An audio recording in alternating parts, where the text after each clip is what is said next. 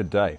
Today I'm eating the frog, which means making a video first thing in the morning. I've been on my morning walk, tried to limit phone time, and now I've sat down in front of the camera to try and give you this message that just came to me. So in my life, and I'm sure in all of your lives, there have been times where adversity has kicked in and something really bad has happened to you. And that has caused you to feel terrible about what's going on in your life. And I was going to share some things about the life that I have had, where I've had moments that were severely bad. But though during those times that that bad thing happened, something amazing came out of it. And I want to start with where I was at 2.5 years ago in Bali. I was broke. I was fucking around. I was toying with being a fitness coach online, and I did not feel good whilst doing that. In fact, the whole time I was training, I was anxious. I may have looked good, I may have been shredded, but I didn't feel good. Didn't feel good at all. And then I got stuck in trying to be something for the algorithm on Instagram rather than something that was authentic and truthful to me. So I was trying to be performative and be controversial rather than be honest, authentic, and talk about stuff that genuinely was of interest to me, that genuinely helped me in my life, that could then help other people. And along the way, I got a few clients. I made a few $1,000s here, a few $1,000s there from previous people from my Web3 crypto network online. But I'm going to riff on that moment of not feeling good and forcing myself to be something for the algorithm. So I overtrained and trained myself into the point of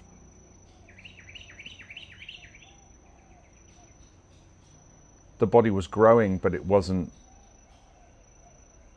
optimized. And I also was trying to reach a goal of 100 kilograms, a weight goal, which is something that I've never had a goal for. It was always, I want to stay fit, longevity, build muscle, carry on moving, etc. So the goal became something that was number based, which made it more pressurized to reach a certain number rather than just train and be happy with the body that I get from the consistency of diet, training, etc. So it was at that point that I started to train a little bit harder. I could feel the testosterone in my body going around. I was always pumped. I was always aggressive, ready for a fight. I started to think, right, I want to fight. I really want to fight.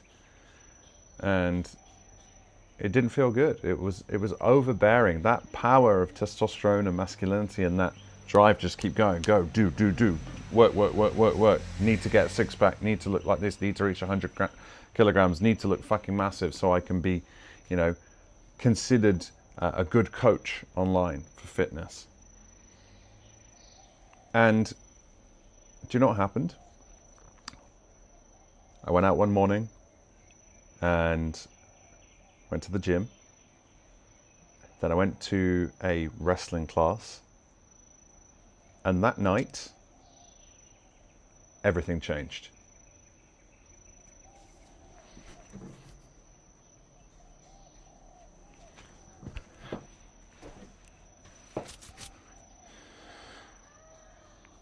I started to get pain all over my body.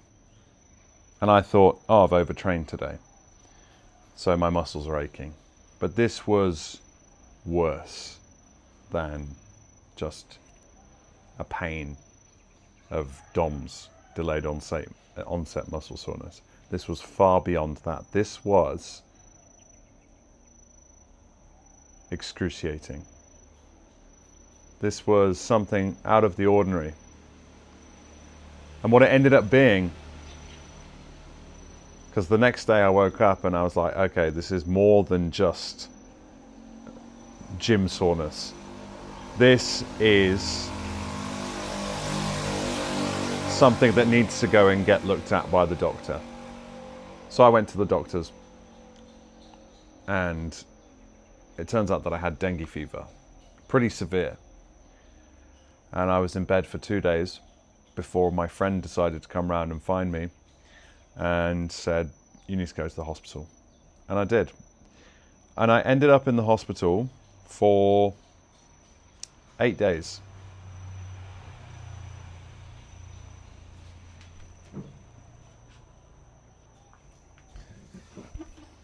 And during this 8 days, I'd been going through a really intense long distance phone relationship with a girlfriend that, whilst I was in the hospital, I called her, I said, I need your support, I need you to help me, I need you to be there for me if you can be. And she was like, okay. So we had a few phone calls. But she started to become really distant. She started to become really less engaged emotionally. And this woman had been emotionally engaged to me for 3 years. So I noticed the change massively. And it turned out that she actually had arranged, for the first time since we'd broken up, a date, a weekend away with a new guy.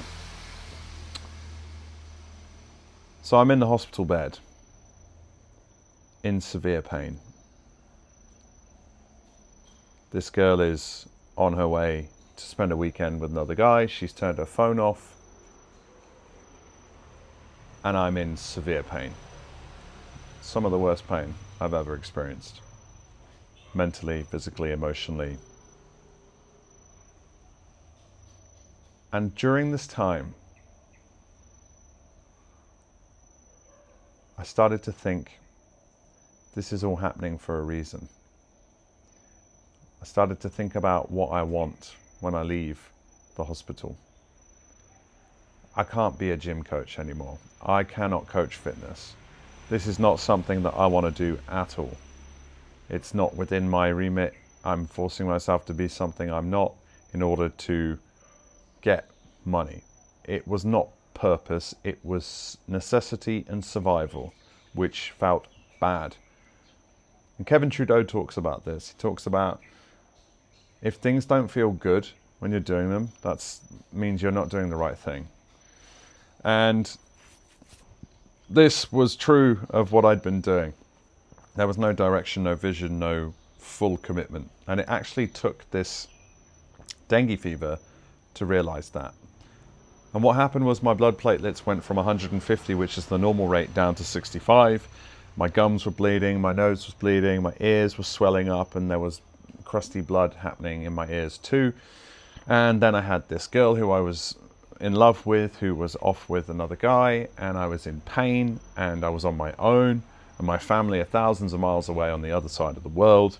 And I had 2 people visit me in 8 days, and one very important person, of course, my best mate, who had already had a bike crash and wasn't allowed to go out of the house because of fear of infection. So he risked it to come and see me. So I'm very grateful. But it was this horrendous, terrible moment in time that allowed me to then reach the next level. During that space between coming out of hospital and going all in on the business of voice, I had one final phone call with the girl where I found out all of the details of what happened, because it actually softened the blow knowing the actual details. It left nothing to the imagination. If I knew everything, it was easier to get over and get through. And that conversation was in the middle of the night. I'd been having severe pain. My mental health dipped because when I came out of hospital, I actually couldn't train in the gym. So I had no way of physically moving, the weight loss. I lost 8 or 9 kilograms in the space of 8 days. So I'd reached my goal of 102 kilograms and then lost 9 kilograms.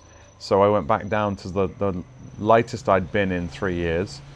And not only did I have to shed that weight, I had to shed that part of myself that was still attached to the girl, that I was part of, attached to that I need to be a fitness coach, to this idea that I needed to stay in this reality. And that reality was not working for me, clearly why the dengue happened. And so I started taking antidepressants when I came out of the hospital because I did not feel good mentally. And those had a really severe reaction on me. I had a really bad reaction to those antidepressants. I was only taking 0.25 milligrams of sertraline, but it was enough to not feel good. And I actually had a suicide attempt in the middle of the night after that phone call because of the pain became so unbearable.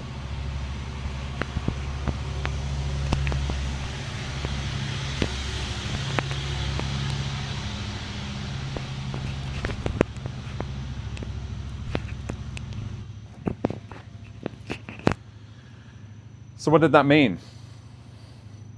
Suicide attempt, whilst I was hanging there on a noose made of a MacBook charger cable, I had a thought to myself, I've got a voice workshop tomorrow. I've got a business to run. I've got a purpose to lead. And at that point, I swear God spoke to me and said, not today. You haven't fulfilled what you're meant to do yet. And that was the thought that came in at the right time. The highest version of myself came into my mind at my lowest point where I didn't want to live. It wasn't that I didn't want to live, it was that I didn't want to feel the pain of living. I was happy to live, but without pain. And at that moment, when it was about to go beyond the point of no return, I had the thought, oh shit, I have to run a voice workshop tomorrow.